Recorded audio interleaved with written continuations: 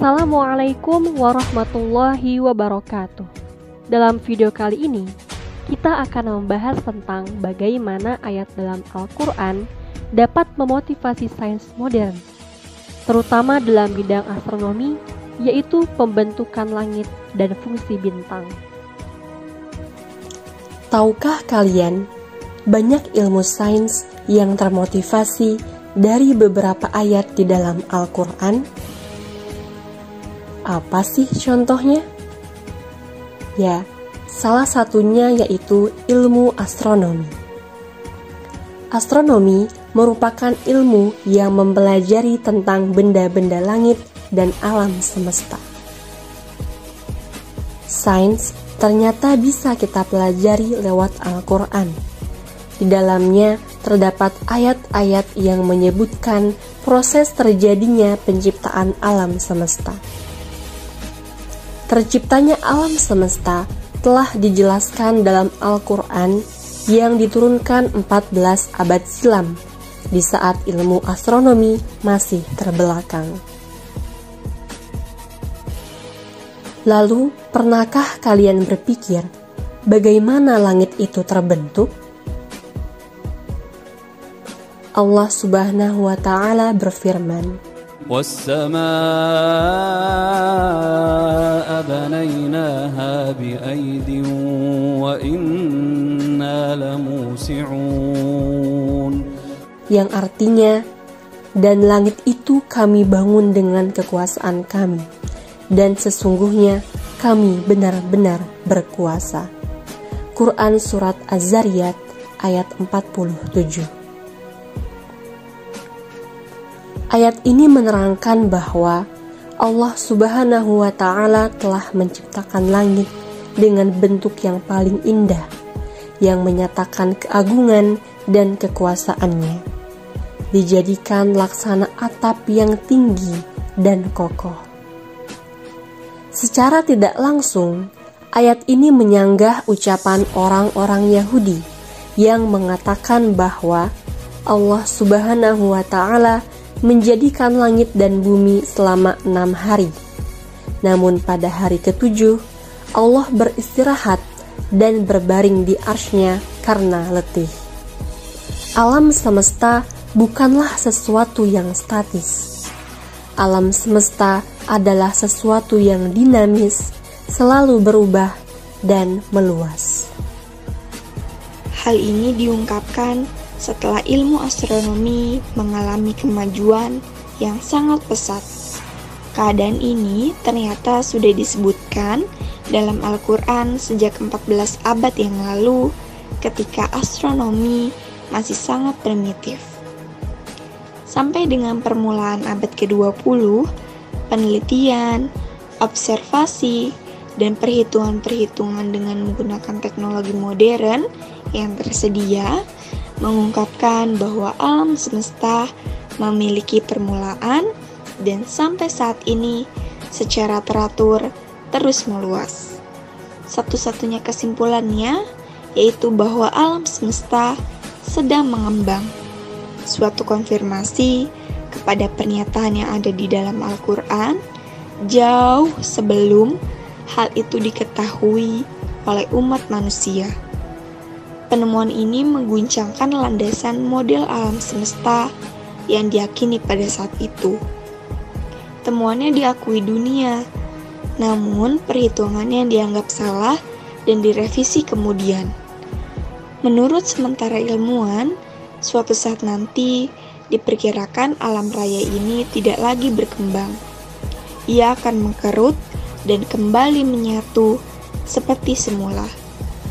Kalau peristiwa ledakan dahsyat yang menjadi tanda terbentuknya aneka planet dan terpisahnya langit dan bumi yang dinamai Big Bang, maka ada pula penyusutan dan penyatuan alam raya dinamai Big Crunch yang membuktikan kekuasaan Allah Subhanahu wa Ta'ala bahwa langit itu benar-benar diciptakan dan dapat diubah-ubah sesuai keinginan dan kekuasaannya.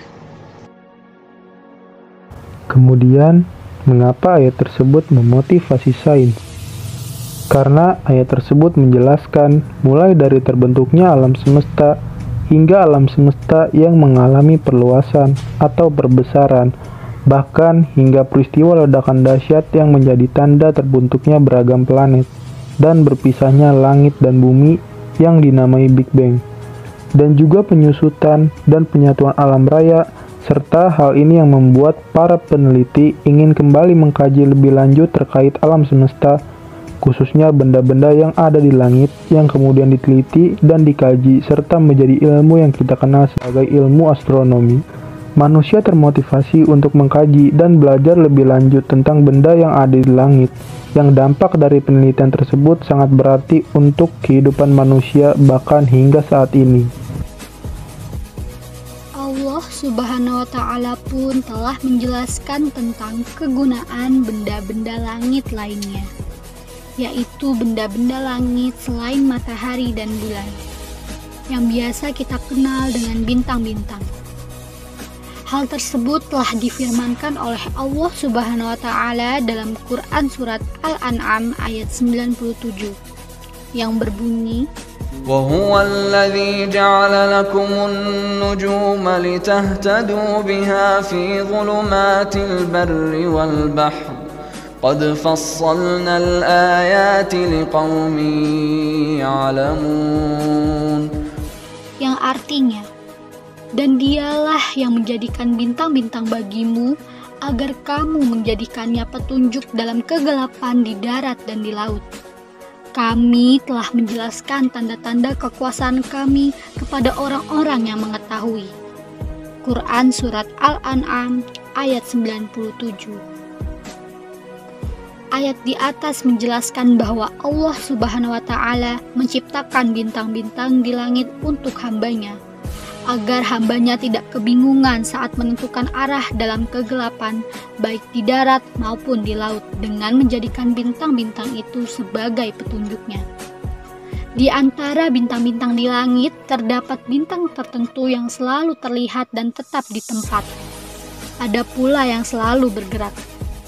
Gerakannya diketahui oleh ahlinya, sehingga dengan itulah mereka mengetahui waktu dan arah.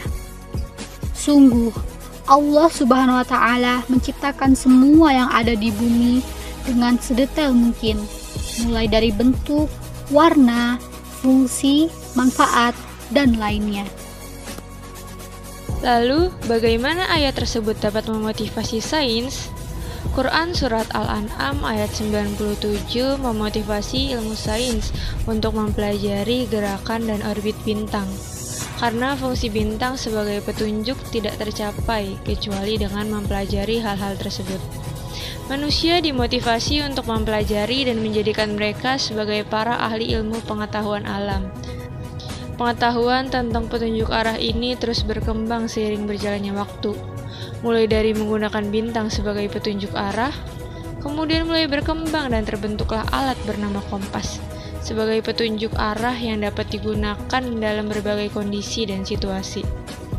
Pemikiran ini terus berkembang hingga zaman modern sekarang dengan alat yang lebih modern, yaitu GPS. GPS adalah sistem navigasi berbasis satelit yang terdiri setidaknya dari 24 satelit. GPS berfungsi dari segala kondisi cuaca, dimanapun kita berada, 24 jam sehari, dan bisa melacak dan menunjukkan arah tempat tertentu di seluruh dunia. Sekian pembahasan video kali ini, semoga ilmu yang didapat dapat bermanfaat.